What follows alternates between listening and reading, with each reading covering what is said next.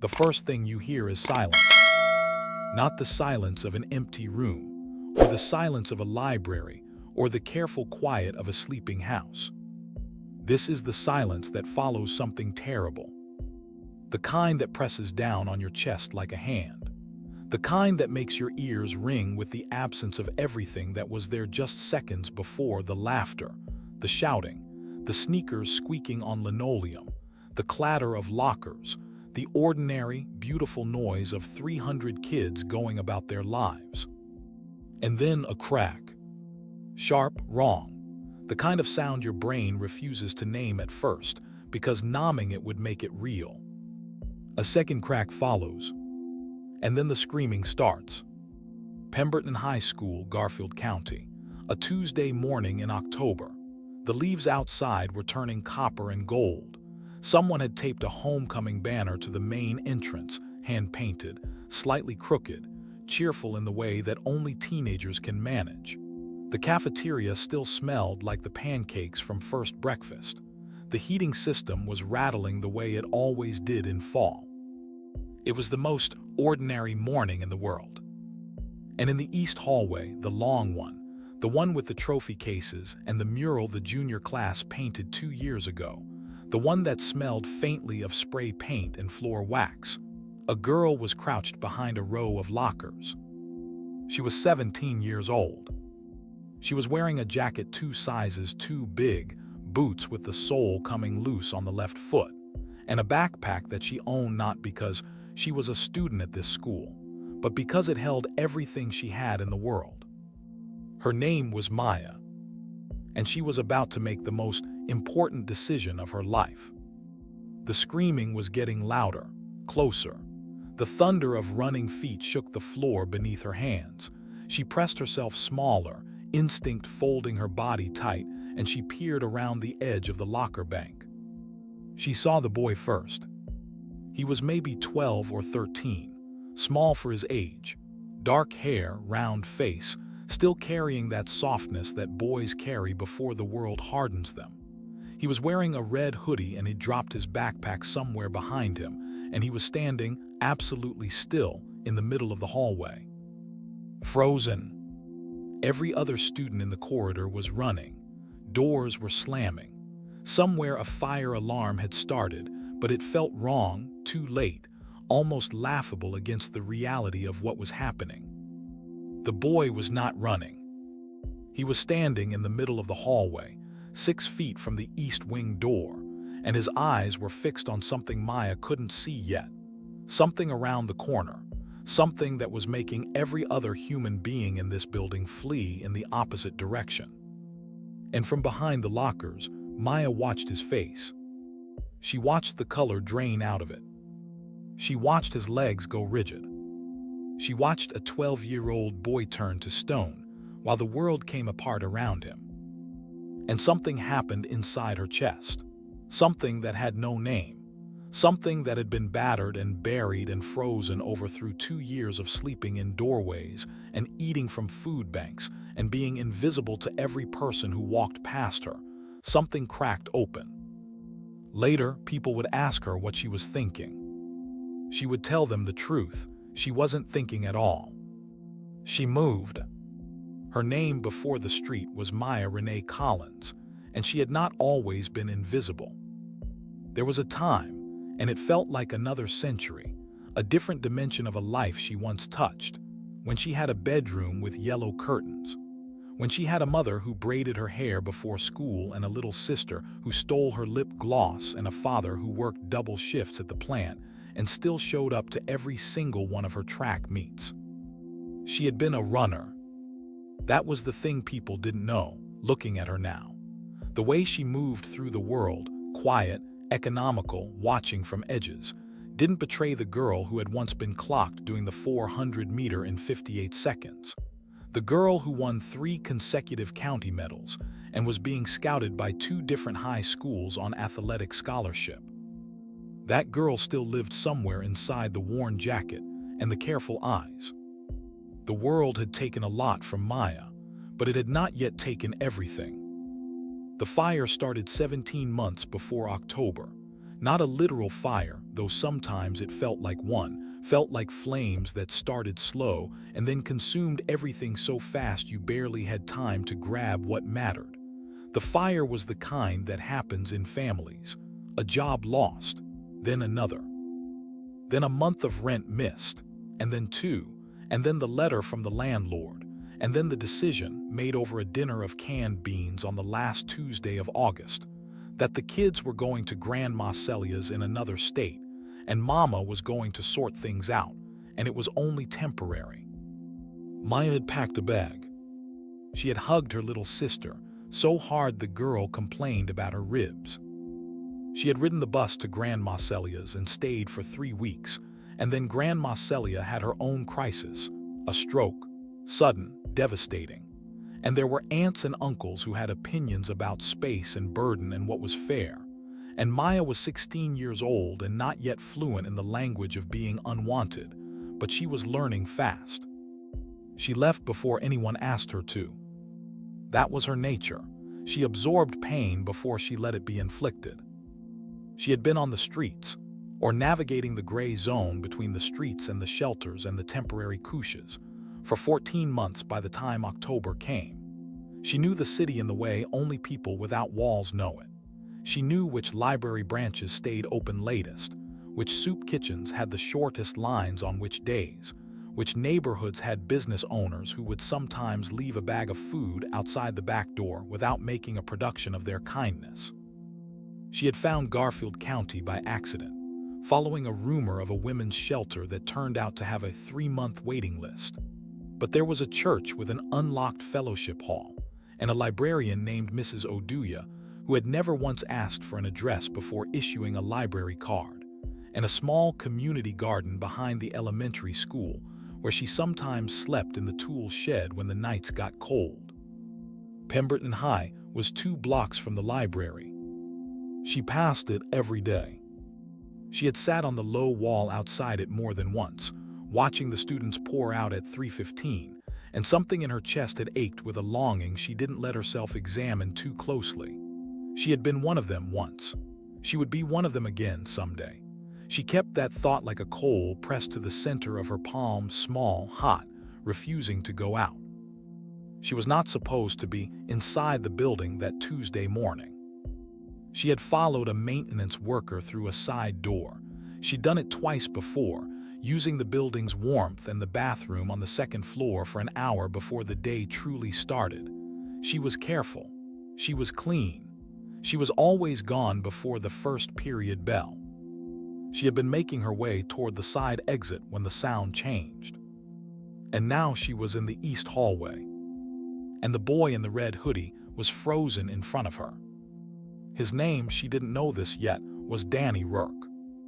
And his father's name was known by every law enforcement officer in 3 counties. Daniel James Rourke was 12 years and 4 months old on the morning that would change his life forever, and he was the least threatening person in any room he entered. He collected fossils. He kept a notebook, blue, spiral-bound, pocket-sized, in which he drew every insect he found. He had a habit of narrating nature documentaries under his breath when he thought no one was listening. He owned exactly 1 piece of clothing with his father's club insignia on it, a faded tee he slept in, and he kept it hidden under his pillow in the way other kids hid contraband. He was not a biker's son in the ways people imagined. He was not tough or swaggering or road-hardened. He was, by every measurable metric, a gentle kid navigating a world that did not make it easy to be gentle. His mother, Ellie, had raised him in the house on Decatur Street, and she had made a careful, conscious project of raising him away from the gravity of his father's world. She was not bitter about Thomas Rourke. Complex was the word she used in the years before she stopped using any word for him at all. She understood what he was. She had loved what he was once. She just did not want her son to grow up inside it. Thomas Rourke had respected that in his fashion. He showed up for Danny's birthday every year. He sent money with no conditions attached. He kept his world and his son's world separate with a discipline that, within his club, was noted and admired. Danny knew his father was different. He had understood this since he was very small, in the way children understand things they are never quite told, through overheard conversations, through the way strangers treated his father in public, through the particular quiet that fell over a room when Thomas Rourke walked into it. He had never been afraid of his father. But sometimes he was afraid of what surrounded his father, the world of it, the weight of it, the way certain other kids looked at him when they found out, like he was responsible for something, like there was a ledger he was already on the wrong side of. He had transferred to Pemberton in September, just 6 weeks before October. New school, new start. He was still learning the hallways, still learning which teachers were kind and which were just tired, still quietly mapping the social topology of 8th grade. He had eaten lunch alone twice that week. He had found a moth wing in the courtyard and pressed it into his notebook. He had been standing at his locker on the East Hall when the shooting started. He had not run because his legs had stopped working. This was not a decision he made. It was what his body did. Later, the school counselor would tell him it was called a freeze response, that it was physiological, that it happened to the bravest people in the most frightening situations. He would nod as she said this, and he would not feel brave. He would feel like he owed his life to a girl he'd never met. The shooter was 22 years old, and this story is not about him. Because this story is not about the people who bring darkness, it is about the people who stand in front of it. What matters is this. He came through the east wing door, and Danny was in his path, and Danny could not move, and the boy had been invisible to every person who'd walked past him for 6 weeks. He was not invisible to Maya. She moved without thinking, and that was the only reason it worked. Thought would have slowed her. Thought would have whispered about consequences, about risk, about the fact that she was a homeless girl in a school she was not enrolled in a city where no one knew her name. Thought would have done what it always does, it would have protected her. Her body had other ideas. She came out from behind the lockers low and fast, the way she used to come out of the starting blocks, pushing off the balls of her feet, all forward momentum, and she covered the 6 feet between herself and Danny in less than 2 seconds. She did not shout, she did not announce herself. She just wrapped her arms around him from behind and took him down and pulled him into the gap between the lockers and the wall, a space barely 18 inches wide, the kind of space adults don't fit into, and she pressed herself over him and pressed them both flat. Danny's first sensation was impact and surprise, and then the wall of a stranger's back against his face. He could smell her jacket, canvas, and cold air, and something faintly like pine. He could feel her heart hammering, and he could feel something else, something that he would never fully be able to describe to the counselor or his mother or the journalists. He felt, immediately and completely and without any rational explanation, safe. Which was impossible. Which was the most real thing he had ever felt. The noise came closer. Footsteps, not the running from kind, the slow, purposeful, terrible kind. The floor vibrated with each step. 2 trophy cases down the hallway, there was a sound of glass breaking, then nothing, then a door rattling, then nothing again. Maya held absolutely still. Her cheek was pressed to the cold floor. She could see under the lockers, could see the narrow strip of corridor floor, the scattered debris of dropped bags and notebooks and someone's lunch that had fallen from a half-open locker when the chaos started. She could see a pair of shoes. They stopped. She felt Danny begin to tremble. It was involuntary, the full body shaking of a nervous system overwhelmed. She moved her hand without thinking and found his hand in the dark, and she held on. She squeezed once slowly, the way you'd signal to someone, "I'm here. I've got you. Don't make a sound." He squeezed back. The shoes stayed still for what felt like an entire lifetime. Maya counted her breaths.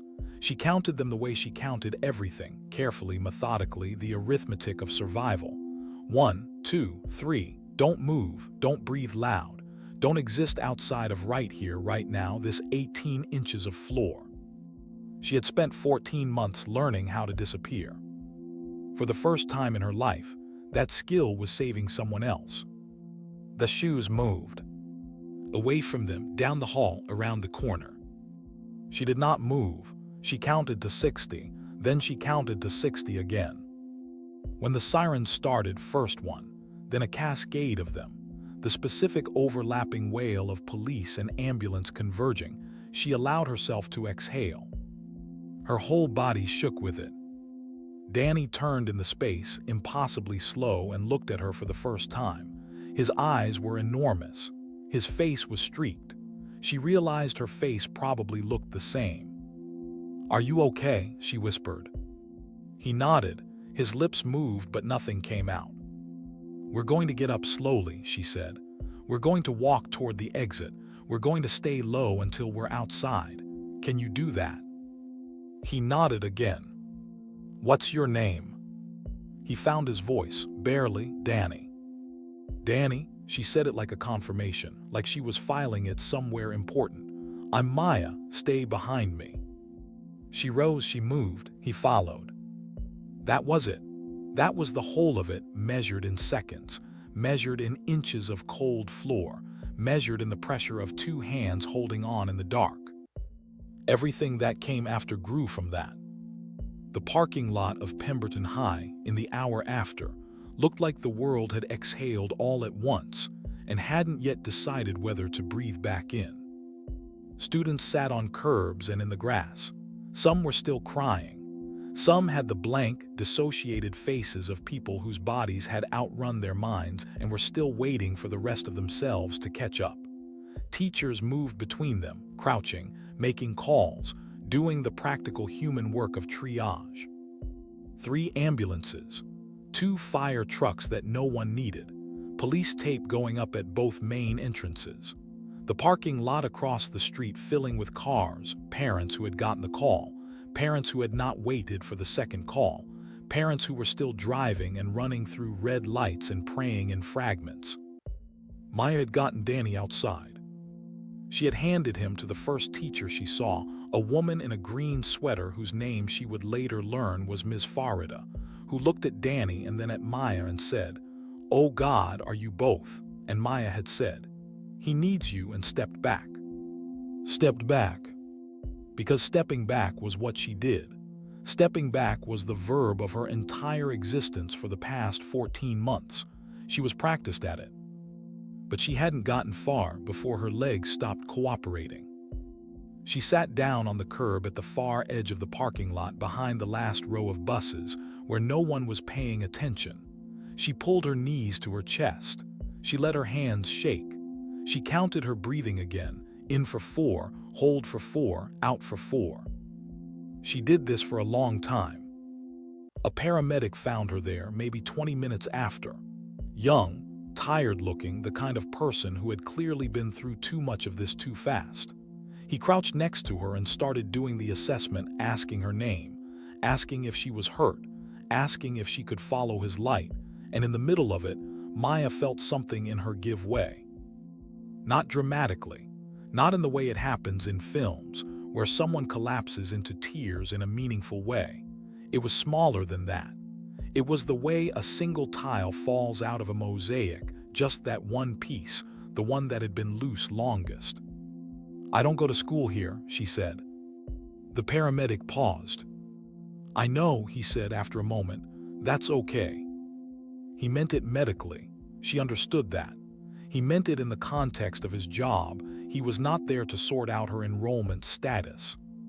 But something about those 2 words, "that's okay," hit her somewhere she hadn't expected. She had not heard those words in a long time, not directed at her, not about her existence in a space. She pressed her sleeve to her face, held on. Across the parking lot, Danny was with his teacher, and an officer was talking to both of them, and someone was trying to reach Danny's mother, and inside the building the situation was being contained. The shooter apprehended 2 hallways over, 3 students and a teacher injured, but by some miracle, no one killed. No one killed. It would take the rest of the day for that fact to settle across the community, for the word miracle to start appearing in texts and calls and carefully worded official statements. Some of those statements would note, in passing, the unusual circumstances of a student who had pulled a younger boy to safety. They had the details slightly wrong. They had her as a student. They had her as someone who'd been in the hallway by coincidence. Both things were almost true. One person, by the end of the day, had gotten the fuller picture. His name was Thomas Rourke, and he was already in his truck. Thomas Rourke had 47 tattoos and a reputation that preceded him into rooms the way thunder precedes lightning, by just enough that people had time to tense up before the real thing arrived. He was 6'2", broad across the shoulders, with hands that looked like they'd been built for an earlier, harder century. His hair was dark going gray at the temples, and he wore it shorter than most of the club, a concession to practicality, nothing more.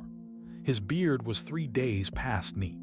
His eyes were the same dark shade as Danny's, and they held the same quality, a depth that was easy to mistake for flatness until you looked longer. He had built himself into a person that other people did not question. This had taken years, and it had cost things he did not allow himself to calculate. He had been 40 minutes outside of Garfield County when his phone rang the first time. The school. He let it go to voicemail. The school called sometimes, about Danny's attendance, about various small problems, and Thomas was mid-negotiation on a thing that needed his full attention. The second call was Ellie. He picked up on the first ring, always. She said 2 words, shooting Pemberton, and he was already turning the truck around. 40 minutes of empty highway. He did not turn on music. He did not call anyone. He drove with both hands on the wheel, and he kept the speedometer steady at 90, and he did not think. He had learned, across a life that had required it, not to think in the spaces between knowing something was wrong and finding out exactly how wrong. Thinking was what broke people. The parking lot was still churning when he got there, police, news vans beginning to arrive, parents who had not yet found their children, the specific confusion of a crisis still sorting itself out. Thomas parked on the street and walked through it all with the particular quality of movement that had always been his, not aggressive, not rushed, but absolutely, unmistakably certain about where he was going.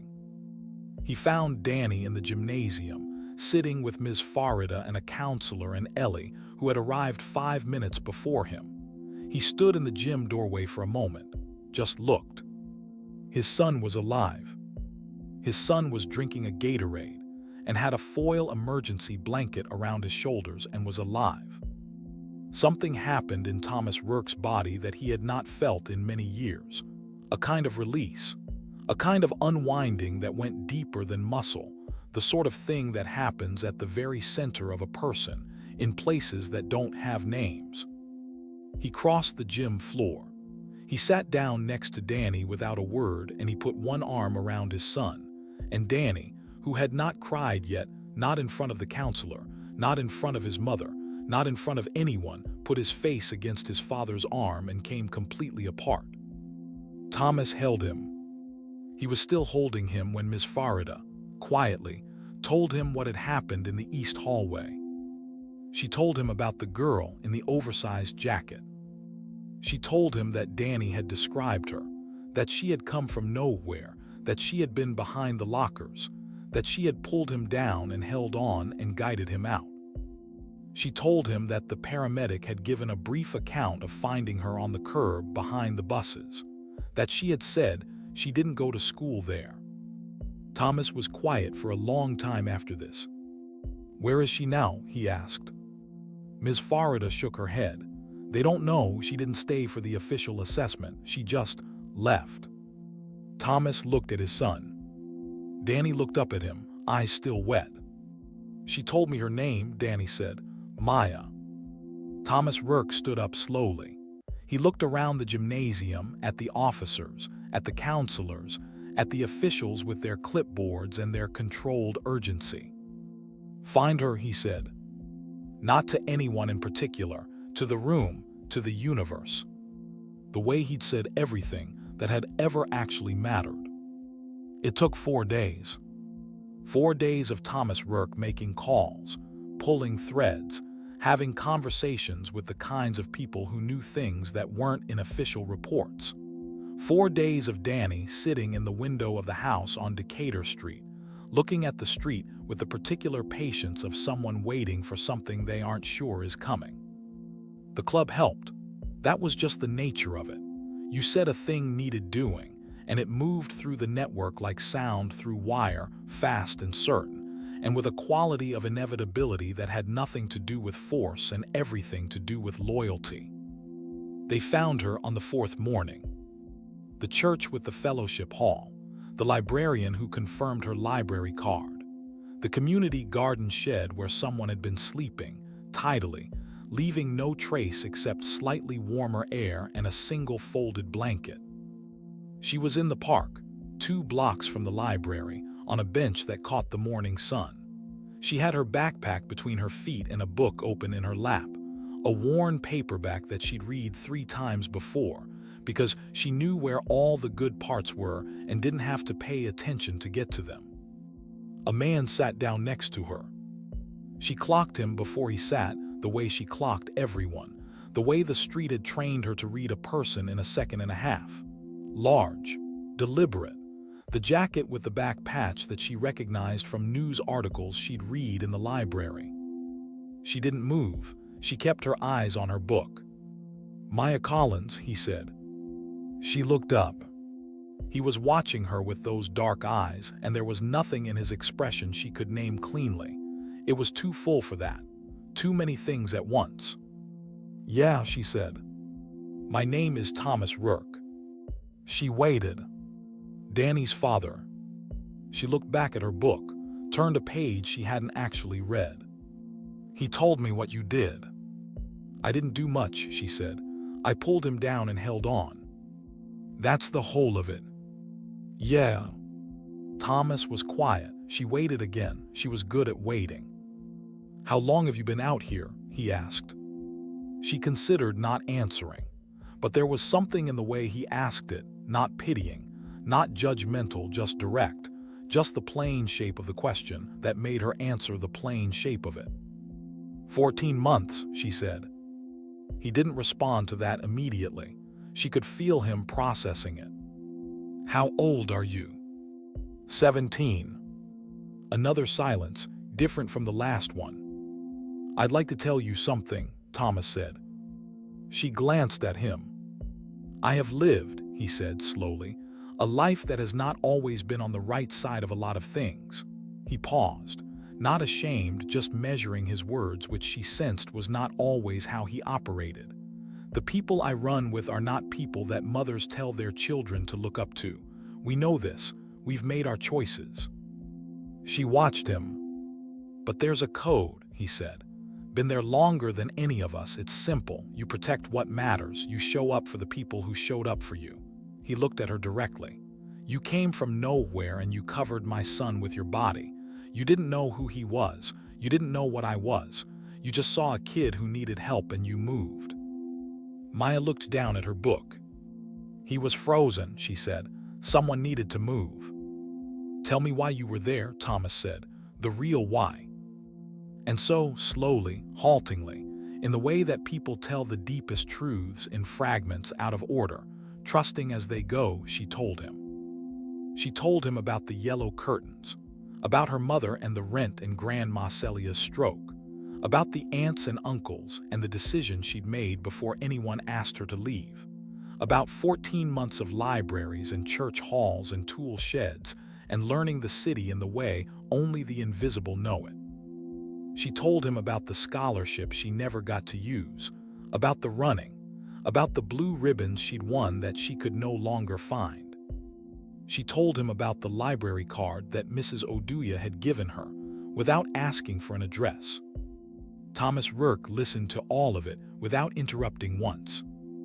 When she finished, the park was busier than it had been. The morning had caught up with itself. "Are you okay?" he asked. It was such a small question. It was the same question she had asked Danny in the dark, in the space behind the lockers. She looked at him and she said, "I've been better." He nodded. "Come with me," he said. He stood up. "I want to show you something." She didn't move right away. She looked at him, this large, complicated, heavily tattooed man who existed in a world so far from hers that they might as well have come from different planets. And she tried to read the situation the way the street had taught her to read it. She saw something she hadn't expected to find there. She saw grief, the real kind, the kind that doesn't perform itself. She stood up. She picked up her backpack. She followed him. She smelled them before she saw them. Not in an unpleasant way, she would correct that impression later, in the many times she would tell this story. Not oil and grime, the way people imagine. It was more like the smell of the open road on leather, like weather and distance, like something that had been a long way and wasn't pretending otherwise. They had come from everywhere. Thomas had said nothing to her about this on the drive over. He had driven to the community center on 4th Street, a low brick building with a parking lot that wrapped around 2 sides of it, and when they turned into the parking lot, she stopped breathing for a moment. The motorcycles were already there. Row after row of them, chrome catching the October sun. Engines silent now, the herd at rest, but you could feel the energy still vibrating off the asphalt. The parking lot looked like something out of a film, except films always got the scale wrong. There were hundreds of them. Not a dozen, not 50, hundreds. Clubs from 4 different states, she would later learn, some who had ridden through the night, some who had been on the road since she and Thomas had sat in the park and she told him her story. The network had moved, and it had moved fast, and it had moved because Thomas Rourke had asked it to. They stood in clusters, talking in low voices, some leaning against their bikes, some standing apart, all of them with the same quality, the leather and distance quality, the not apologizing for what we are quality. When Thomas got out of the truck, they went quiet. Not snapping to attention quiet, just the natural quiet of a group that has learned to listen when one person speaks. Thomas walked around the truck and opened the passenger door. Maya sat there for a moment, looking out at the sea of leather and chrome and tattooed faces watching her. She thought about her yellow curtains. She thought about the east hallway. She thought about 14 months of being invisible. She got out. Thomas stood beside her, not in front of her, not behind her, beside her. He spoke to the crowd in a voice that was the same voice he'd used in the park, not amplified, not performed, just aimed at the back of the room. "This is Maya Collins," he said. "She's 17. She's been on the streets for 14 months because life is not fair and the world has a short memory for people it decides don't matter." He paused.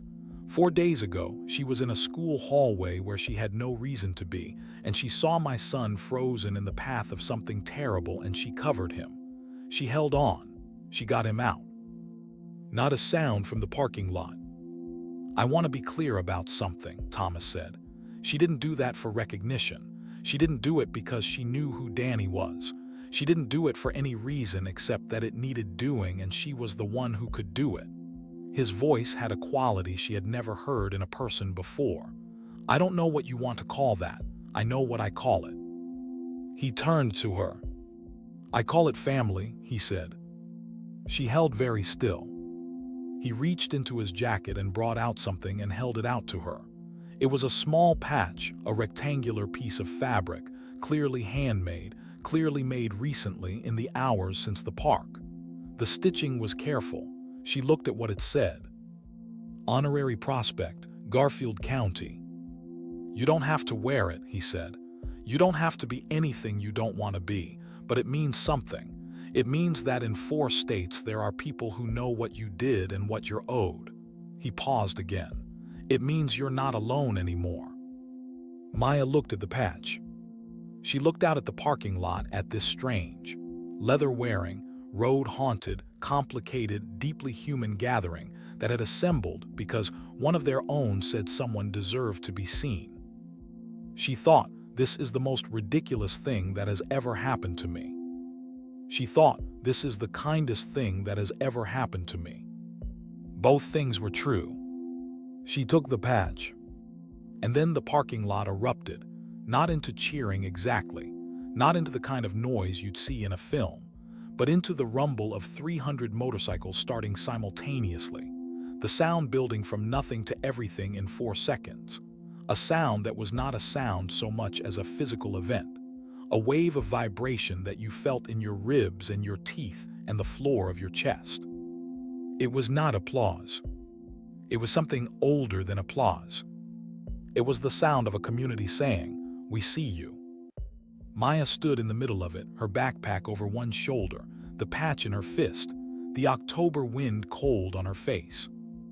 And she let herself cry, for the first time in a long time, in front of people, with nowhere to hide and no particular desire to hide. She cried, and nobody looked away. The aftermath of big moments is almost always quiet. That's the thing films get wrong. They end on the crescendo, on the parking lot full of motorcycles, on the patch and the tears and the sound like thunder. But the real work happens in the silence after. In the weeks that followed, Thomas Rourke moved with the same deliberateness he brought to everything. He called in favors. He made phone calls. He sat in offices that he was not entirely comfortable in, and said things that were not entirely natural to say, and he did it because there are debts and then there are debts, and some of them need to be settled with your whole self. Mrs. Oduya, the librarian, had known Maya's situation and had quietly been building a file, shelter contacts, support organizations, a social worker connection she'd made over 2 years of careful, unannounced advocacy for the young people who passed through her library and never quite left. She handed that file to Thomas without being asked. "I was waiting for someone who could do something with it," she said. Thomas had looked at the file and understood the weight of it. Maya moved into a transitional housing unit in early November, a small apartment with 2 other residents, and a case manager named Rita who communicated almost entirely in practical action, and occasionally made soup for no stated reason. She had her own room. She had a door with a lock. She had, for the first time in 14 months, a place that stayed warm all night without her having to earn it. She went back to school. Not to Pemberton, a different school, one that her case manager helped her enroll in, one that had a counselor who was good at building schedules around gaps, and a principal who had a long history of not asking questions that didn't need to be asked. She took the 400-meter hurdles seriously again. She ran in a way she hadn't let herself run in over a year, not just to get somewhere, not just to get away, but because the running itself was worth something. She was fast. She was still fast. Danny came to one of her meets in the spring. He stood in the bleachers with his blue spiral notebook, drawing the pattern of starting blocks, of all things. And when she crossed the finish line first and looked up into the stands in that moment of pure, uncomplicated triumph, she found his face. He was grinning like she'd hung the moon. Thomas Rourke attended 2 more meets after that. He did not sit in the bleachers. He stood at the fence at the far end of the track, arms folded, and he watched, not the race, her. He watched her the way you watch something you almost lost before you knew you had it. Maya would not say, if you asked her, that everything was fixed. That is not how things work. There were nights in the apartment when the street habits came back, the hypervigilance, the listening at 3 a.m. for sounds that weren't there, the deep unwillingness to trust anything that felt too good for too long. The architecture of survival doesn't dismantle itself just because the emergency is over. But there were also mornings. Mornings when the light came through the window of her own room, and it was the ordinary yellow of October morning, and she lay in it for a moment before getting up, and the moment was just a moment, uncomplicated, unhurried, hers. She thought about yellow curtains. She thought about her little sister, who was still in another state, and who she was working on finding a way back to. She thought about Mrs. Oduya, and the library card that asked no questions. She thought about a boy frozen in a hallway, and the fact that her legs had moved before her brain did. She thought, maybe that is the truest thing I know about myself. Not the 14 months, not the certificates and the blue ribbons and the scholarship that didn't happen, not the careful invisibility she had perfected. The fact that when it mattered, she moved. That the deepest thing in her, the thing that couldn't be taken or worn down or frozen, was the thing that looked at someone who needed help and did not calculate the cost. You cannot predict who that person will be. You cannot look at a crowd and point to the one who will run toward the sound instead of away from it. It is not correlated with safety or comfort or belonging. It is not something that is trained or awarded. It lives in the people you overlook. It lives in the margins. It lives, sometimes, in a girl in an oversized jacket on a bench in a park, reading a book she's read 3 times before, just waiting for the world to remember she exists. Courage doesn't care where you sleep. It doesn't care what your address is, or whose name is on your enrollment record, or what others see when they look at you. It only asks, when the moment comes, what will you do with it? Maya Collins knew her answer. She always had. And 400 people on motorcycles in a parking lot in October, making a sound like weather, like distance, like everything that has traveled very far to arrive at the right place. 400 people who lived by a code that the world misunderstood and sometimes had reason to fear. Those 400 people had looked at a 17-year-old girl with everything taken from her and seen, with absolute clarity, what she was. They had given her a patch.